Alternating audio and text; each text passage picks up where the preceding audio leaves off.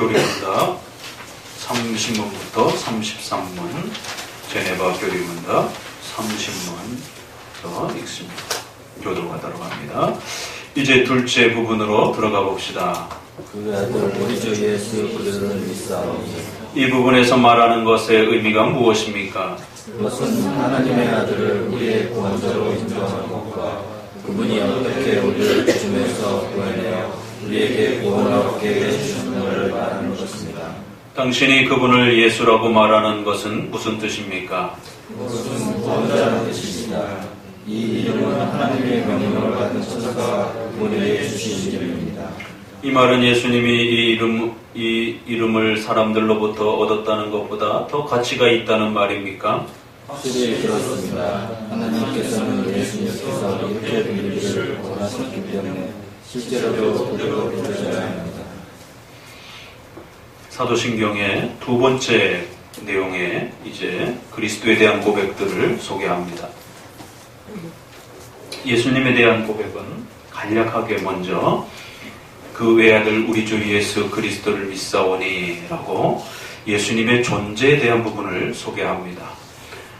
우리가 예수님을 어떻게 알아야 되는가 라고 하면 두 가지로 크게 소개합니다. 하나는 예수님은 어떤 분이신가, 바로 예수님의 존재에 대한 부분을 가르치고 있고, 또 그 예수님이 우리를 위하여 무엇을 하셨는가, 바로 예수님의 사역에 대해서 소개를 합니다.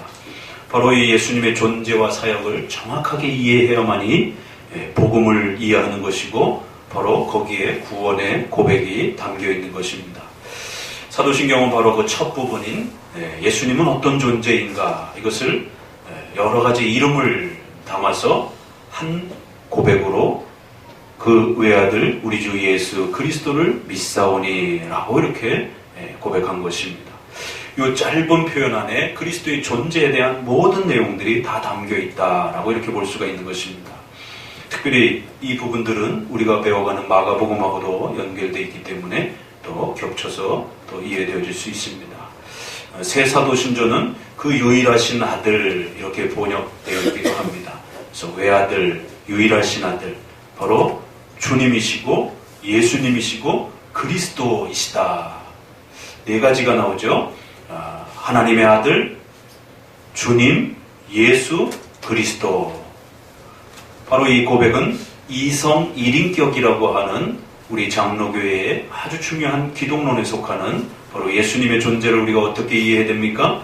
신이시고 인간이신 한 인격 안에 신성과 인성을 가지고 계시는, 그래서 이성 일인격이라고 표현하는 이러한 신학적 표현을 신앙 고백적으로 표현할 때는 이렇게 풀어서 하나님의 아들, 신성에 대한 부분이 좀 더 표현되면서 우리 주 예수님이라고 할 때는 좀 더 인성에 대한 그런 부분들이 강조되면서, 그리고 그 신성과 인성을 가지신 분이 그리스도, 기름 부음 받으셨다. 무엇을 위해서요? 선지자, 제사장, 왕직. 바로 우리의 구원에 대한 중보를 하기 위한 세 가지 직무를 행하시면서 구원자 역할을 해주셨습니다. 바로 이렇게 예수 그리스도께서 누구이시고 그분이 그리스도로 이루신 그 메시아로서의 일들을 이렇게 단어 하나로서 핵심적으로 이렇게 고백하는 것입니다. 예수님의 키가 얼마인지, 피부색이 어떤지, 또 예수님이 어떤 옷을 즐겨 입었는지 아무런 설명이 성경에는 없습니다.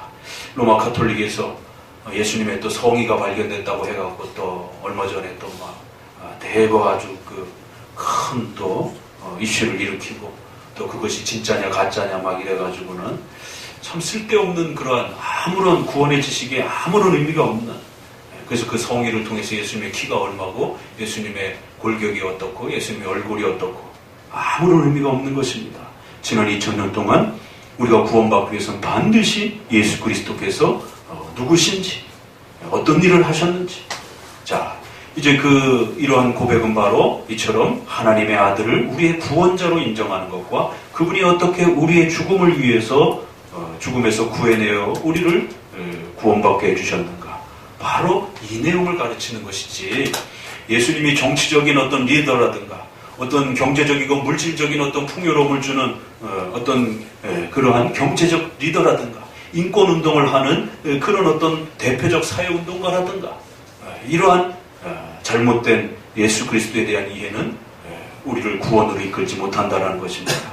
바로 이 고백은 이분이 하나님의 아들이며 우리의 구원을 위하여 인성을 취하셔서 이 땅에 십자가의 죽으심으로 우리의 죄의 문제를 해결했고 그 죄사함 때문에 우리가 구원에 이르게 된 바로 이 사실을 정확하게 인지하고 깨닫는 것에 복음의 핵심이 있다라고 이렇게 말합니다. 자, 본격적으로 그러면 예수라고 하는 이름은 무슨 뜻입니까? 그러니까 이제 그 이름 전체가 바로 죄사함과 관련된 메시아와 중보자로서의 그 지식을 우리에게 가르치기 위한 내용으로 전부 그렇게 구성되어 있다라고 말하는 것이 예수님이라는 뜻을 정확하게 알아야 됩니다. 바로 그것은 구원자라는 뜻입니다. 마태복음 1장에 있는 것처럼 자기 백성을 그들의 죄에서 구원하기 위함이다. 그래서 히브리어로 여호수아라고도 표현되어지기도 하고 또 헬라어로 예수라고 이렇게 표현하기도 했습니다.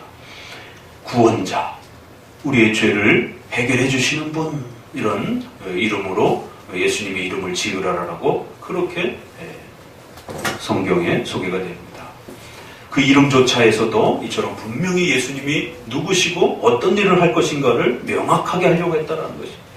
왜냐하면 유대인들은 정치적이고 다윗과 같은 그러한 로마의 식민지로부터 해방시켜줄 정치적 메시아를 기대했고 또 오늘날 우리 시대의 일제시대와 또 이러한 6.25 전쟁과 같은 보릿고개를 넘으면서 백성들의 마음속에서는 어떻게 하면 가난을 해결할 것인가라고 하는 이러한 그 60년대 70년대 시절에 결국 경제적 부를 갖다주는 예수님, 이것이 결국에는 가장 잘 오순절파와 신비주의를 통해서 그렇게 또 백성들에게 접촉이 그렇게 어필이 된 것입니다.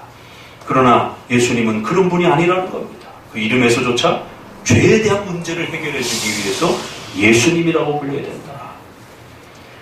이 예수님의 이름이라고 하는 것은 바로 예수님께서 이렇게 불려지기를 원하셨고 또 그러한 목적을 가지고 주신 소중한 이름입니다. 우리 주 예수 그리스도 하나님의 아들.